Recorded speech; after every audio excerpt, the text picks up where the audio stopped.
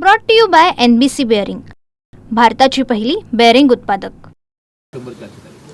त्यावेळेस असं वाटलं होतं की आपल्याला वर्ष उजाडणार नाही त्या पद्धतीचे वल्गना मुख्यमंत्र्याकडून झाल्या होत्या आणि त्याच्यावरती महाराष्ट्रातल्या मराठा समाजानं मुख्यमंत्री देवेंद्र फडणवीसांचा शब्द प्रमाण मानला होता त्यावेळेस।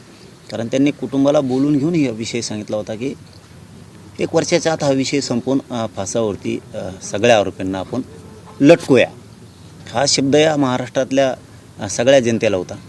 आणि त्याच आशेवरती आमची तर त्यावेळेची अशी इच्छा होती की 1 वर्ष पण नाही, परंतु कुटुंबाकडे बघून न्यायाच्या अपेक्षेनं गोरगरीब जे डोळे लावून मुख्यमंत्र्याकडे बसला होता, त्यांना सगळ्यांना आशा होती की चला ठीक आहे 1 वर्षात का होईना सगळे फासावरती नक्की लटकतील। परंतु आणखीनही त्याच्यात दिरंगाईची कुठं अर्ज जाणून बुजून, कारण त्यांच्या सरकार पक्षात एक आमदार आहे अजितदादांचा काय म्हणते त्याला त्यो स्टार पंक्चर, त्यो त्यांनी एक स्टार पंक्चर केलेला आहे।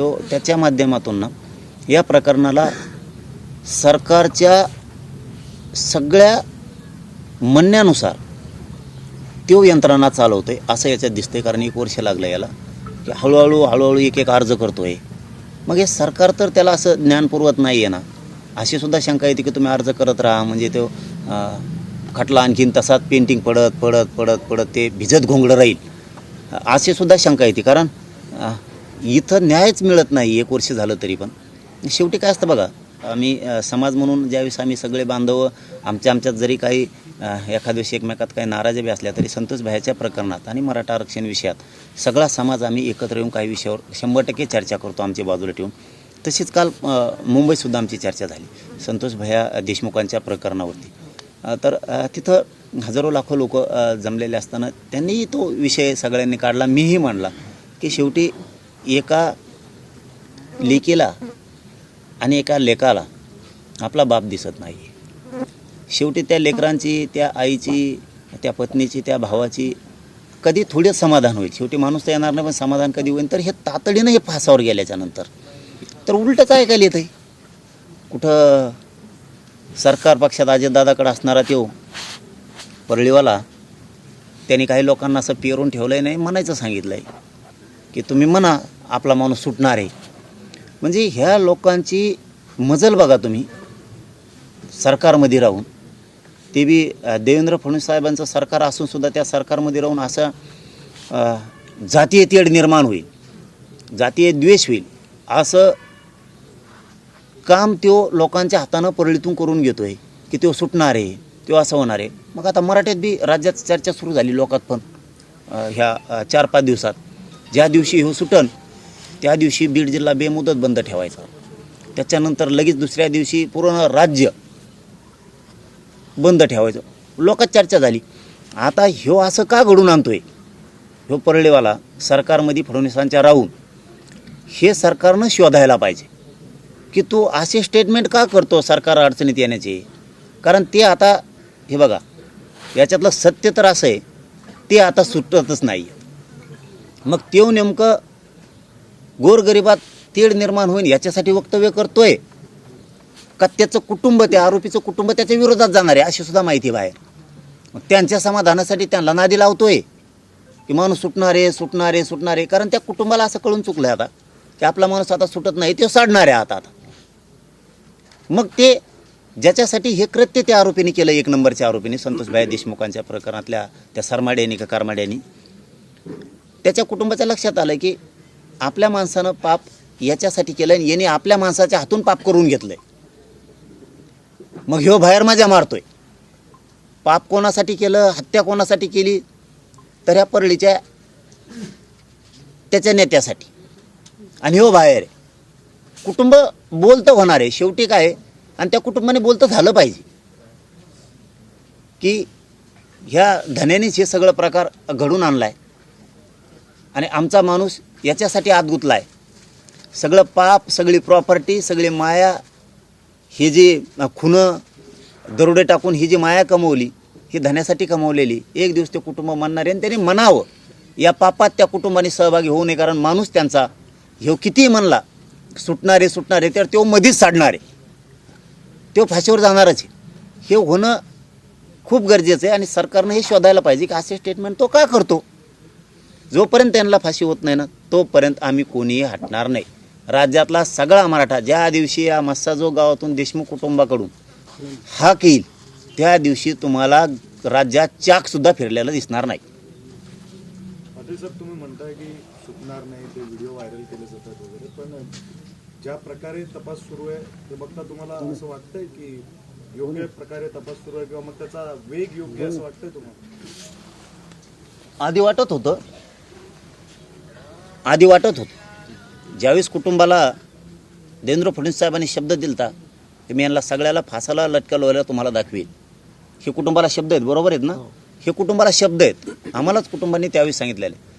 आम्ही त्याच वेळेस भाषणे केले, तुमचं रेकॉर्डसुद्धा आहे की आम्ही फडणवीस साहेबाच्या शब्दावर विश्वास ठेवून पुढची आंदोलनं थांबवतो. कारण राज्यात पूर्ण राज्य त्यावेळेस खूप उठाव करणार होतं, खूप सगळ्यात रोष होता. फडणवीस साहेबाच्या एका शब्दावरती सगळे लोक शांत बसले होते की होईल. पण आता वर्ष झालं तरी झालं नाही. याचा अर्थ तपास यंत्रणेवरती त्याचं ऐकून सरकार दबाव तर आणत नाही आहे ना. कारण आणखीन तो आरोपी फरार आहे. जो तो फरार आरोपी गोंधळे का खोंदळे कोण आहे तो एक आहे ना ते गोंधळे, हे ते बिगर बापाचं कुठे गेले हे बघितलं पाहिजे सरकारनं लवकर. कारण इतकी क्रूर हत्या करणारे बाहेर फिरतेच कसं काय आणि याला लपून ठेवलं आहे, हे कुठे गेलं नाही. कारण काल जे मी आपल्या चॅनलच्या माध्यमातून फोटो बघितले ना तेव्हापासून मग आता टांगड्यात गळाल्या. पुन्हा आम्ही कसं तरी थोडं कुटुंबाला विसरायचं सांगतोय, धीर धारा म्हणून सांगतोय. पुन्हा वेगळे फोटो येतात आणि ती इतकी क्रूर हत्या घडून आणली संतोष भैयाची. तो आरोपी फरार कसं काय?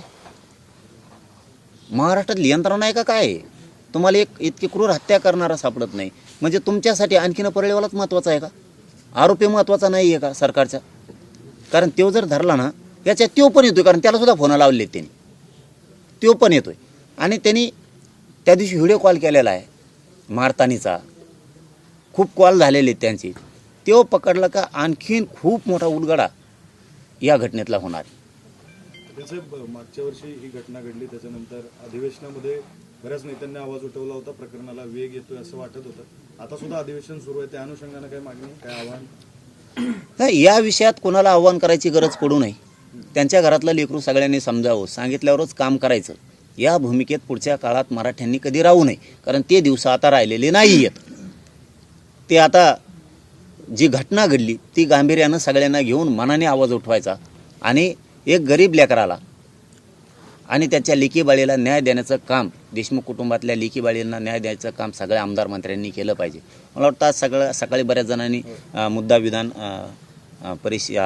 याच्यामध्ये विधानसभेत अधिवेशनात उचलला आहे. मला वाटतं प्रकाश दादा सोळंके साहेबांनी सुद्धा उचलला आहे तो मुद्दा, मी बघितलं. मला वाटतं विजय वडेट्टीवार साहेबांनी सुद्धा तो मुद्दा लावून धरला आहे. जसे प्रत्येकजण करतोय. आणखीन आज उद्या सगळे बोलतील, बोललंच पाहिजे, हे सांगायची गरज नाही पडली पाहिजे. इतकी क्रूर हत्या जर झाली, कारण ही काय मानसिकता होती, ही मानसिकता कायमची संपवायची असेल तर सगळ्याला आवाज उठवावा लागेल. आणि सरकारला सुद्धा हे विषय आता किमान 4-5 महिन्याचा आता तरी त्यांनी संपवावा. नसता पुन्हा कुटुंबाने आणि मस्साजोगनी जर हाक दिली, आम्ही काही विचार नाही करणारकडे सरकारचा आणि फारकारचा पंच, मग ते पुढं जे होईल ते होईल. तुम्ही सोडा तर त्याला, तुम्ही मॅसेज फिरतात ना, तुम्ही सोडा तर त्याला, फक्त सोडा तुम्ही. आम्ही जे बक्षीस द्यायचं दिसतंय बहुतेक महाराष्ट्राला देवेंद्र फडणवीसना किंवा अजित पवारांना, कारण ते अजित पवारांचा लय त्याचे मुखे घेतल्याशिवाय जमान्याचा अजित पवारांना तेवच लागतोय. पण ही जनता लागत नाही, जी अजित पवारांवरती जेव्हापार प्रेम करते ती जनता नकोय. अरे ओबीसीत उताडाला नेत्याला तुमचा पक्ष मोठा करा, मोठे व्हा. तुम्ही असले नासके नालायक संघ घेऊन काय ओबीसीचे नेते कितीतरी त्यांना मोठं करा ना, तुमचा पक्ष मोठा व्हा, तुम्ही मोठे व्हा, उंचीवर जा. परंतु तुम्ही अशा क्रूर लोकांना जर सांभाळत असतात तर आम्हाला राग येणारच ना अजितदादाचा. काय अजितदादाचा आमचा काय बांधाला बांधे म्हणून त्यांचा राग येतोय. तुम्ही चुकीच्या माणसाला जवळ घ्यायला लागलात म्हणून अजितदादाचा आम्हाला राग यायला लागला. काल तर ते त्यांनाच घेऊन गेलाय. मला चॅनलच्या बांधवांनी सांगितलं ते परळीचं ते हेंगड परत ते अजितदादा ते फडणवीस यांची बैठक झाली काल. आणि काय म्हणे तर आमची विकास कामावर बैठक झाली. विकास कामाचा आणि पोलीस महासंचालकाचा काय संबंध येतो? आणखी तर राज्यात नाही ऐकलं हो आम्ही विकास कामाचा एखादा निधी किंवा काम करताना पोलीस महासंचालक तिथं लागतो म्हणून. विकास कामाशी पोलीस महासंचालकाचा संबंध काय? म्हणजे आतून हे काहीतरी शिजवीत येत. आणखीनही फडणवीस साहेब तुम्हाला सांगतो आणि अजितदादाही सांगतो, नका पापात सहभागी हो. तो शिजवायला आणि माणसं घुमवायला आणि ब्रेन वॉश करायला लय पक्का आहे. त्यांनी सगळ्या त्यांच्या जातीतल्या लोकांचा वाटोळं करून टाकले असे ब्रेन वॉश करून करून. सुशिक्षित पोरं त्यांनी गुन्हेगारीकडे वळलेत त्यांच्या समाजाचे. त्यांनी पुरं वाटोळं करून टाकले आणि तुम्ही आणखीन तरी त्याच्या संग राहून त्याच्यात हे करून तुम्ही विनाकारण त्याचं ऐकून आणखीन तुमची फसगत करून घेऊ नका. रोषाला सामोरं जाऊ नका तुम्ही समाजाच्या. त्यांनी तर काल उलटच सांगितलंय त्या माझ्या प्रकरणात सुद्धा, जे आम्हाला आणखीन माहीतच नाही. काय सरकार काय ऐकत आहे त्याचं काय नाही. काय गुप्त केली काय यासाठी नियुक्त? जणून माझ्या घातपाताच्या प्रकरणात यासाठी तपास करते असं म्हणलाय. आम्हाला माहीत सुद्धा नाही हो यासाठी नियुक्त झालेली. अशी पण यासाठी असती का? तुम्ही कधी ऐकले का पत्रकार बांधवांनी? नाही ना, मी बी नाही ऐकले हो आणखी. म्हणजे त्याचं शुद्धीकरण करायचं का काय? अजितदादाला शुद्धीकरण करायचं त्याचं गुप्त यासाठी नेमण्यात आली आणि तिने गुप्त अहवाल दिला आणि मग त्याचं शुद्धीकरण केलं गोमतर शिपडून. कारण वर्षावरती बाप्पा बसलेलेच आहेत. हे कोणते प्रकार असले यासाठी आम्ही नाही बघितले. आणखी काय नाही देणार आहेत तुम्ही लोकाला? गुप्त यासाठी नेमली, ती गुप्त अहवाल देणार. सरकारने त्याची घोषणा नाही केली, आम्हाला कसं का माहीत नाही? तुम्ही कसं का अंधारात नेमली? म्हणजे त्याच्यावरती आणखीन तुम्हाला तोच पकडा आहे का? काय तुम्ही सरकार चालविता आणि काय तुम्ही लोक आहेत. आणि तिथं महासंचालकाला बोलून घेता, शुक्लाताईला त्या, तिथं फडणवीस गृहमंत्री, तिथं अजितदादा, आणि हो पत्रकार बांधवांना म्हणणार हो त्या घातपाताच्या प्रकरणामध्ये यासाठी सखोल तपास करते. अरे पण गठीत कवा केली हे तर आम्हाला माहीत पाहिजे ना. ती तपास कुठं करते? तपास कसं काय करायला लागले अचानकच? म्हणजे देशमुख प्रकरणात सुद्धा तुम्ही अशी चालबाजी करायची नाही. आमच्या ह्याच्यात ही वेगळा विषय, आम्ही आमचं बघू खेटू सुद्धा, पण या प्रकरणात सगळे आरोपी फाशीवर गेले पाहिजे. पाटील, अजित पवार हे बीड जिल्ह्याचे पालकमंत्री होणार आणि त्यामुळे या प्रकरणाकडे वेग येईल असं वाटलं होतं. कारण पुण्याकडे इकडे ते बघितलं तर एक ठोक भूमिका ते घेणारे म्हणून आहेत. तर या प्रकरणाबद्दल काय बोलत? नाही, इकडे येताना त्यांनी अजित पवार नाव घेऊन आलेले आहेत. ज्यावेळेस बारामतीत पुण्यात असते ते त्यावेळेस ते अजितदादा पवार म्हणून असते. त्यांनी इकडे येताना दादा शब्द काढला. त्यांनी येताना दादा शब्द आणायला पाहिजे होता बीडसाठी.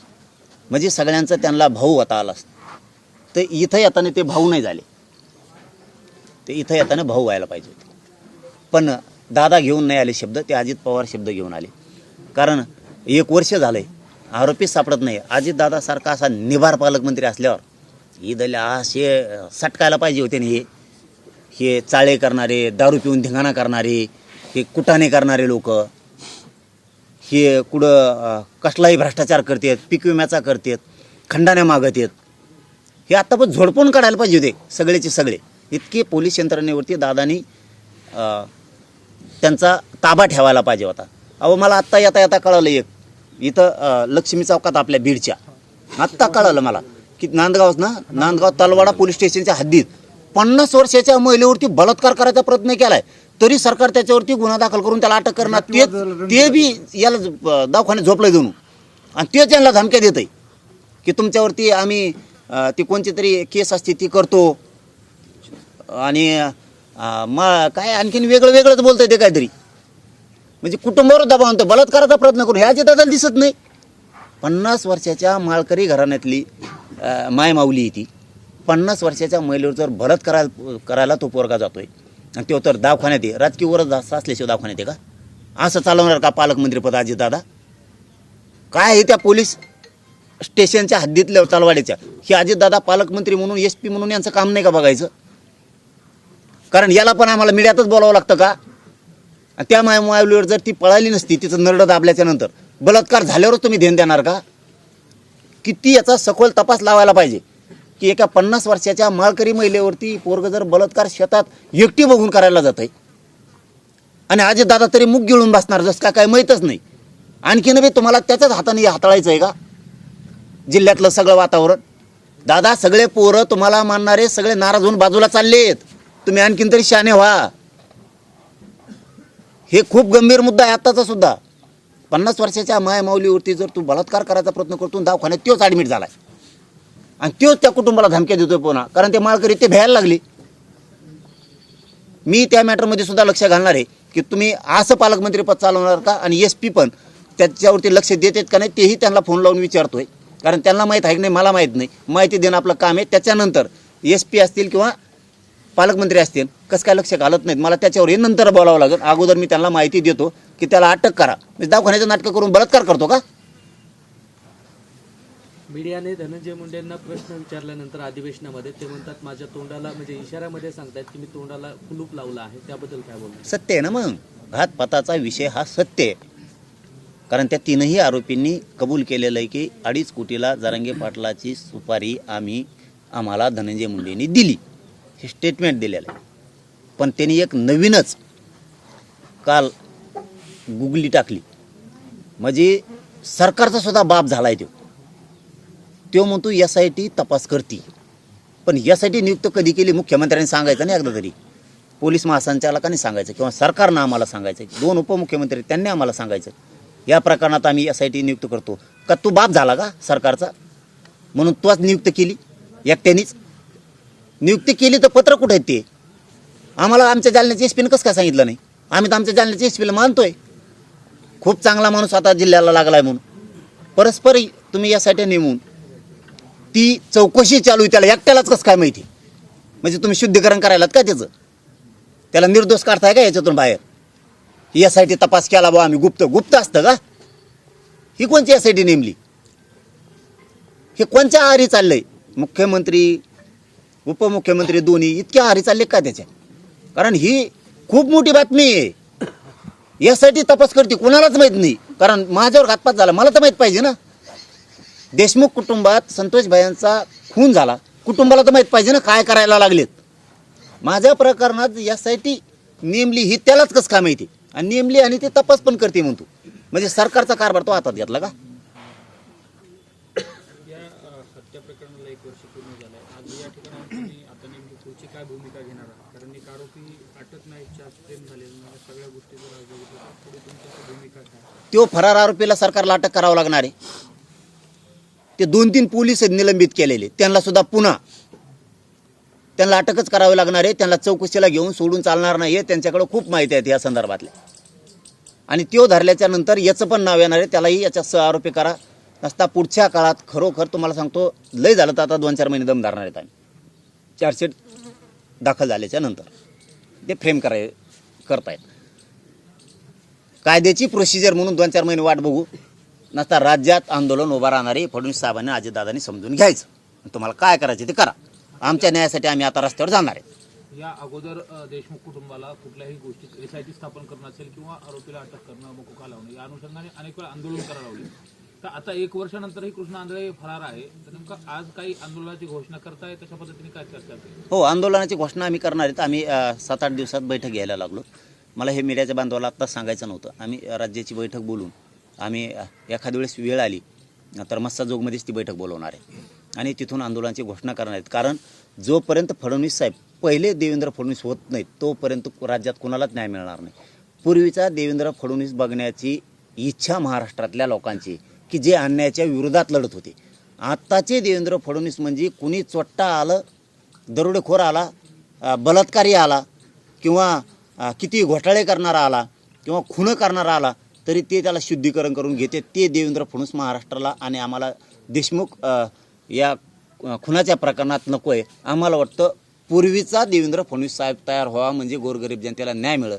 आणि त्यांना जर पूर्वीचं व्हायचं नसेल तर थोड्याच दिवसात तुम्हाला तारीख ऐकायला येईल की महाराष्ट्रात खूप मोठा रोष तयार होणार आहे. राज्यातले लोक सगळे रस्त्यावरती येणार आहेत.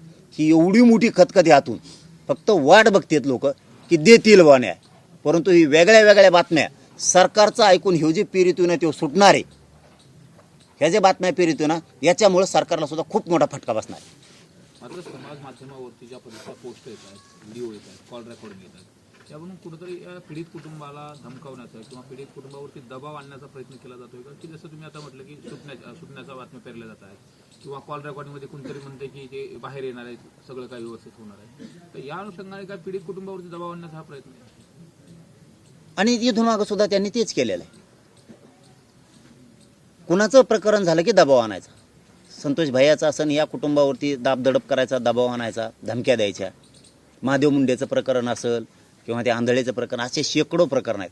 हे दबावच आणायचं तंत्रच यांचं होतं आत्तापर्यंत. आणि एक प्रकारे त्यांनी सिद्ध पण केलं त्या दिवशी त्या दाण्यानी, की मला त्याची आठवण येते म्हणला. याचा अर्थ त्यांनी त्यांचं कनेक्शन सिद्ध केलं आहे की ही याचीच टोळी आहे आणि ही टोळी त्याच्यासाठी चालवत होता. त्याचं ऐकून नुसत्या तारखेपुढं ढकलतायत त्याच्या प्रॉपर्टीच्या जप्तीच्या. दुसऱ्याच असतात आत्तापोत यांनी कुलपं लावून काडी लावली असती. याच्या प्रॉपर्टीवरती आणखीन जप्ती कसं काय येत नाही, याला वेळ कसं काय लागतो. मग ह्या सगळ्या माध्यमातून बहुतेक आणखीनही सरकार त्याच्याच आहारी जात आहे आणि या कुटुंबावरती दबाव सरकारच आणतंय म्हणावं लागणार आहे. कारण सरकारने त्यांना बळ दिलं नाही तर त्यांची काय टप्पर आहे दबाव आणायची. त्यांना तरी आणखीन दिसतंय की सरकार त्यांच्या पाठीशी, आणि आम्हाला दिसायला लागले सरकारने त्यांच्या पाठीशी राहू नये. आणि इथून पुढं सोशल मीडियावर याच्यावर टाकणारे इथं सेपरेट एस पी आहे ना. काही झालं पोलीस अधीक्षक कार्यालय ॲक्टिव्ह नाही, दुसऱ्या राज्यात आहे का दुसऱ्या जिल्ह्यात आहे. यांनी प्रत्येकावरती लगेच गुन्हे दाखल करून त्याला असं जर धिंड काढून झोडपिलं ना, तर ते सगळे सोशल मीडियाचे प्रकारसुद्धा थांबतील. नसता मग लोक इथून पुढं फडणवीस साहेब तुम्हाला सांगतो जशाच तसं उत्तर देतील. मग पुन्हा काय म्हणू नका कायदा बिघाडला आणि शांतता बिघाडली. ते होऊ शकतं, कारण सहन करण्याच्या खूप मर्यादा असतात आणि मर्यादा पाळायची जबाबदारी आमची एकट्याची नाही, त्यांची सुद्धा आहे. आरोपीच्या संपत्ती संदर्भात अधिवेशन चालू आहे, काय मुख्यमंत्र्यांकडे मागणी कराल का की संपत्ती जप्तीच्या संदर्भामध्ये परत काही विषय पुढे झाला? गृह मंत्रालय ते करू शकतं. गृह मंत्रालय जर चौकशी एखाद्या माणसाची लावायची नसली तरी लावू शकतं आणि त्याला जेरीस आणून त्यांच्या पक्षात घेऊ शकतंय. हे महाराष्ट्राने उदाहरणं ह्या 5-10 वर्षात बघितलेत. तर गृह मंत्रालय देवेंद्र फडणवीस साहेब त्याची संपत्तीवर जप्ती का आणू शकत नाही? का आणू शकत नाही? मग तुम्ही जाणून बुजून करतायत का? फडणवीस साहेबांनी या अधिवेशनाच्या काळात त्याच्या संपत्तीवरती तात्काळ जप्ती आणावी, नसता पुढच्या आंदोलनाचा सामना करायला तुम्ही तयार राहा. तर पाटील साहेब, तुम्ही बोलताना सारखं असं म्हणताय की धनंजय मुंडेंना पाठीशी घातलं जातंय, सरकार पाठीशी घालतंय. असं काय आहे धनंजय मुंडेंकडे की सरकारला एका आमदारासाठी एवढं सगळं करावं लागतं? यांचे काही व्हिडिओ एका कोण त्याच्याकडं लय नीच आहे नाही, लय नीच आहे. आणि एखादा बार घोळात फेळात घेतला असलं तर त्याच्यामुळे भेटेत का काय नसता. आम्हाला नाही वाटत हे दबण्यासारखे आहेत. त्याच्या पुढे झिंगूर येते. हे 2 उपमुख्यमंत्री आणि एक मुख्यमंत्री, त्याच्या पुढे चिल्लर येते आंडुकलं. हा लय चिल्लर येते. ते असं लोळी त्यांना याला कोणकडे बी तर कळून मी नाही देणार. पण याच्याजवळ काहीतरी दिसतंय त्यांचं. आणि मग हे असं आहे बायावणी तसले ते मेंगे चाळे करतंय. मी हिडिओ टाकीन, लेंड्या घालीन, शेळ्यात कुठं औषध घालीन, हे असलं बायाच्या वाहनाचं आहे. त्याला एका बापाच्या अवलाद असल्यासारखं वागावं लागतं. जसा नार्को टेस्टला हा म्हणला होता ना, चल तो आहे गांडीत दम आहे का आणि चल नार्को टेस्टला. असे मर्दाचे कामं करायचे. याच्याजवळ काहीतरी असं, कारण याला ते बयाचे व्हिडिओ करायला लावतं, काय करायला लावतं. मायाचं तर तेच करायला सांगितलं होते. 3 प्रकार सांगितले होते त्यांना. एक तर म्हणे याच्या जेवणात गोळ्या घाला, त्या विषारी गोळ्या, आणि याला मारून टाका ते. आणि आता बघा एवढा वट होता यांचा, आता शेळ्याच्या त्याच्या लेंड्या घेऊन पळायली. यांचा असं वट होता, यांचा कचराच केला. आणखीन लय धिंगाणा करणार यांचा. हे जवळ असे लोकांना त्रास देणार, हे दहशत माजवणार, तोवर यांची पुरी जिरविणार आहे मी. हे जर नीट नाही राहिले ना, यांची पुरी जिरविणार आहे. आणि यांना संतोष भाईच्या प्रकरणात जेलमध्ये घालणारच आहे. त्यांना दुसरं काम सांगितलं की याच्या गाडी अंगावर घाला, आणि तिसरं काम सांगितलं की रेकॉर्डिंग खोट्या बना, व्हिडिओ बना, करा व्हायरल. कारण ते काय असं शरण येत नाही ना, त्याला बदनाम करून टाका. माझ्या जातीसाठी लढतो भाऊ मी, गोरगरिबांच्या लेकरासाठी. संतोष भाईच्या प्रकरणात लढू नको का? गोरगरीब मराठ्यांसाठी लढू नको? त्या लेकरा बाळाला न्याय देऊ नको का? मग तुम्ही मला मारून टाकणार, बदनाम करणार, माझा समाज कसा काय विश्वास ठेवील? तू कसले व्हिडिओ बनवणार, कसल्या रेकॉर्डिंग बनवणार, तू टाकून देणार. पैशाच्या जोरावरती माझा समाज विश्वास ठेवणार? आणि मी कोणासाठी जीवन वाहून घेतलं आहे? माझं हाडाची काढं कोणासाठी केलेत मी? ह्याच गोरगरिबांच्या समाजाच्या लेकरासाठी केलेत. सगळं डावावर लावलं आहे मी, माझं अख्खं कुटुंब आणि मी सुद्धा स्वतः. आणि नीच पायदास असली की व्हिडिओ बनविणार टाकणार, त्याच्यावर माझा समाज आणि सरकार पण विश्वास ठेवणार का? हे असलं नीच आहे. त्याच्यामुळं त्यांचं काहीतरी असू शकतं म्हणून हे बेत येतो. नसता असे लात मारून बाहेर काढ असतं ना, त्याला बहुतेक अंदाज येतो. आणि नसन तर त्याला लात मारून बाहेर काढ. तुमच्याजवळ काहीच नसन ना, त्याचं तुमच्याजवळ काही गाबाळ नसेल तर लात मारून बाहेर काढा. काही गरज नाही. लय ओबीसीचे नेते आहेत भारी भारी, त्यांना मोठं करा आणि तुमचा पक्ष पण वाढवा. हे ठुलं की मराठा तुमच्यापासून हळूहळू बाजूनं सरकणार आहे. तुम्हाला एक दिवस दिसणार आहे. बघा तुम्ही दिसताय का नाही. कारण आमच्यासाठी संतोष भैयाचं प्रकरण खूप महत्त्वाचं. दादा, शेवटचा सरकारला काय इशारा असेल की आता या संपूर्ण प्रकरणात आरोपी अटक करणं असेल किंवा फास्ट ट्रॅक कोर्टामध्ये न्याय मिळणं असेल आणि आरोपीला फासावर जाण्याच्या अनुषंगाने जे तुम्ही बोलताय तर त्या अनुषंगाने काय शेवटची मागणी? 4 महिन्याच्या आत तुम्ही यांना आता फाशीची शिक्षा द्या. कारण चार फ्रेम केल्याच्या नंतर चार्जशीटच्या नंतर 2-4 महिन्याचा वेळ लागतो. आम्ही तुम्हाला 2-4 महिन्याचा वेळ देतोय. आम्ही कुटुंब नाही. तुम्ही ते द्या. नसता राज्यातल्या रोषाला तुम्हाला सामोरं जावं लागणार. राज्यात प्रत्येक चौकात तुम्हाला साध्या गावच्या रस्त्यावरती, शहरातल्या मोठमोठ्या हायवेवरती, सगळ्या राज्यात मुंबईसह तुम्हाला लोक रस्त्यावरती दिसतील. कारण कालसुद्धा आम्ही ज्यावेळेस पुण्यात मुंबईत बघितलं त्यावेळेस गल्ल्यातले मराठी एक वाढलेत. आता मुंबईसुद्धा बंद पडू शकते इतके ताकदीनं आम्ही आंदोलन उभा करणार. पाटील, या प्रकरणाकडे जर बघितलं तर जातीच्या चष्म्याकडून काही लोक म्हणजे घालून बघतात की मुद्दामून संतोषांना, त्याच्याशिवाय ते जगतच नाहीत. त्यांच्यावर वेळ आली की ते जात पुढं करतात आणि जात त्यांच्याकडून नाही आली की ते ओबीसी पुढं करते. त्याचं ओबीसीचं काय संबंध? याच्यात वंजारी समाजाचं काय संबंध? पाप तू करणार, भोगायला त्यांना लावतो का? त्यांना कशाला ओढितो? तू पाप करणार, तू हत्या घडून आणणार, तू कट रचणार, तू पैसे काय सवय लागली तुला, खंडाण्या पाहिजेत तुला, त्या जातीला कशाला भरकटीतो याच्यात? ती त्याची पळवाट आहे, त्याचं ते शेवटचा आश्रय आहे. नसता रडत जाणे त्या बाबापाशी जाऊन बसणे, नसतं मग इकडं त्यांच्या समाजाला म्हणणार बघा बाबा मी तुमच्या समाजाचं आहे, काम करतोय आणि मला टार्गेट केलंय. तुला टार्गेट आत्ता बहुत कम नाही केलं. संतोष भैयांच्या हत्येच्या अगोदर तुला टार्गेट कमवून नाही केलं, याचं उत्तर दे उत्तर. चल, एका बापाने बोलायचं शिक, जर शिक. कमवून नाही केलं तुला याच्या अगोदर टार्गेट. आता काय करायचं? तू पोरच जर मारून टाकायला लागला, कापायला लागला आणि तिकडं मग तुम्हाला राजकारणासाठी टार्गेट करतात. लय भारत देश तो आहे मागं वय, उगा गचपाण्यावनी काहीतरी करताय. इकडं वाटोळं करून टाकलं संतोष देशमुखांच्या कुटुंबाचं. सगळं उघड्यावर पडलं. ते कुटुंब वाटोळं झालं त्या घराचं. एक दिवस बी आनंदाचा दिवस बघायला मिळाला तुझ्यामुळं. तुला याचे पापाची फेड करावीच लागणार आहे. नियती पण तुला सोडणार नाही, सोडणारच नाही तुला. Brought to you by NBC bearing, भारताची पहिली बेअरिंग उत्पादक.